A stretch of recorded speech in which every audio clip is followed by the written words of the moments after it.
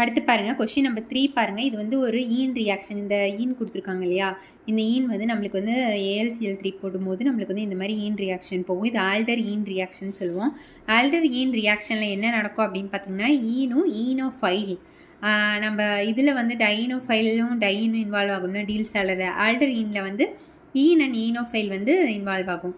இதில் வந்து பார்த்திங்க அப்படின்னா நம்மளுக்கு வந்து கொடுத்துருக்க டைனை வந்து நம்ம இந்த மாதிரி ரீஅரேஞ்ச் பண்ணியிருக்கோம். இதான் நான் கொடுத்துருக்காங்க. இது வந்து இந்த மாதிரி இன்வெர்ட் பண்ணி நம்ம எழுதிட்டு இந்த ஹைட்ரஜன் வந்து தனியாக செப்பரேட் பண்ணி எழுதி இந்த ரியாக்ஷன் வந்து கேரி அவுட் பண்ணுவோம்.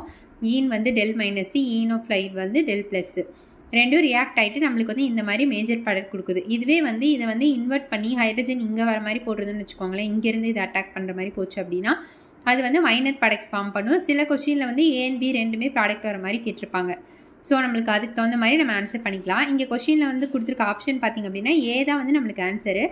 ஒருவேளை வந்து பியும் வந்து கொடுத்துருந்தாங்க அப்படின்னா இது மேஜராகவும் இது மைனராகவும் நம்ம வந்து எழுதுகிற மாதிரி இருக்கும். அதுக்கடுத்து வந்து பாருங்கள் ஃபோர்த்து கொஸ்டின் எப்படின்னா, இந்த major product of the following reaction கேட்குறாங்க. அப்போ இங்கே வந்து நம்மளுக்கு என்ன கொடுத்துருக்காங்க அப்படின்னு பார்த்தீங்கன்னா, இதுவுமே வந்து ஒரு ஆல்டர் ஈன் ரியாக்ஷன் தான். இது வந்து ஈனு, அதுக்கப்புறம் இது வந்து ஈனு, இது வந்து ஈனோஃபைல், இது ரெண்டும் சேர்ந்து நம்மளுக்கு வந்து இன்ட்ரா மாலிகுலர் ஆல்டர் ஈன் ரியாக்ஷன் வந்து போகும். ஓகேவா, இங்கே பாருங்கள் இந்த இடத்துல இருக்க ஈனி, இது வந்து ஈனோஃபைல், இது ரெண்டும் சேர்ந்து நம்மளுக்கு வந்து இங்கே இருக்க ஹைட்ரஜன் வந்து எடுத்துகிட்டு நம்மளுக்கு இந்த மாதிரி ரியாக்ஷன் நடக்குது. 280 டிகிரி செல்சியஸில் நம்மளுக்கு இந்த மாதிரி வந்து ப்ராடக்ட் ஃபார்ம் ஆகுது. இதெல்லாம் வந்து நம்ம ப்ராக்டிஸ் பண்ணப்பட நமக்கு வந்து கரெக்டாக ஆன்சர் பண்ணுற மாதிரி வந்துடும் நம்மளுக்கு. ஆனால் வந்து ப்ராக்டிஸ் தான் ரொம்ப முக்கியம்.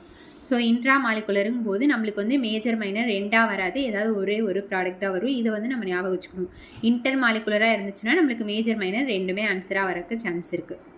ஸோ ஃபோர்த்து ஒன்றுக்கு ஆன்சர் வந்து பார்த்தீங்கன்னா C தான் வந்து கரெக்ட் ஆன்சர். அதுக்கடுத்து வந்து பாருங்கள் ஃபிஃப்த்து ஒன் வந்து நம்மளுக்கு வந்து கிரிக்னார் ரியேஜன் கொடுத்துருக்காங்க. அதை வச்சு வந்து நம்மளுக்கு ரியாக்ஷன் நடக்குது.